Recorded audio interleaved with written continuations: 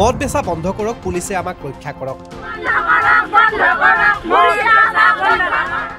ৰন্ধা বঢ়া এৰি নিশা এপৰলৈকে ৰাজপথত হাতত চুলাইৰ পেকেট লৈ এদল মহিলাৰ উত্তাল প্ৰতিবাদ। দেখিলে এইসকল মহিলাই পাকঘৰ এৰি এতিয়া ৰাজপথত হাতত চুলাই মদ লৈ কৰিছে প্ৰতিবাদ।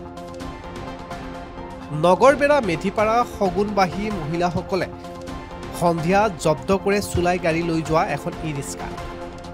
ই ৰিক্সাখনৰ চিটৰ তলত ভৰাই ৰাখিছিল চুলাইসমূহ। আৰু এই কথা মহিলাসকলে গম পোৱাৰ পিছতেই বাটতে ধৰিলে চুলাই মদ সৰবৰাহ কৰা ই ৰিক্সাখন। লগে লগে মদৰ ব্যৱসায়ী দুয়োজনে বাহন এৰি পলাল।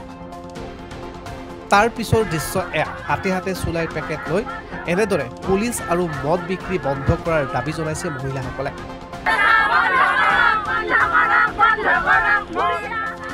কিছু সময়ৰ পিছতে ঘটনাস্থলীত উপস্থিত হয় নগৰবেৰা থানাৰ এদল আৰক্ষী।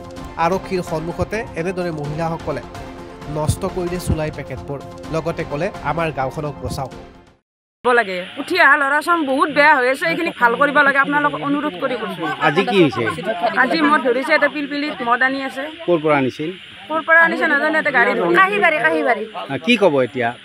কি কৰিব মানে কি সদায় আনে নেকি? সদায় আনে, উচিত শিক্ষা দিব লাগে। গাঁওখনৰ নাম কি? মেধিপাৰা শগুনবাহী। মদ মানে কি মদ আছে এইটো? চুলাই মদ প্ৰতিদিনে আনে এনেকে? আজি ৰাইজে ধৰিছে, মহিলা সমাজ ওলাই আহিছে। এতিয়া কেইজন আছিল এই গাড়ীখনত? তেওঁলোক ক'ত? এতিয়া কি বিচাৰে আপোনালোকে?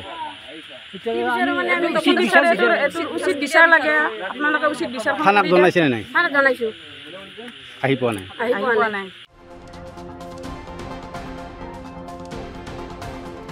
উল্লেখযোগ্য যে আৰক্ষী প্ৰশাসন থকাৰ পাছতো এই গাঁওখনত নিতৌ সন্ধিয়া বাঢ়ি আহে মদৰ আড্ডা, যাৰ বাবে অতিষ্ঠ হৈ উঠিছে গয়াৰ ৰাইজ।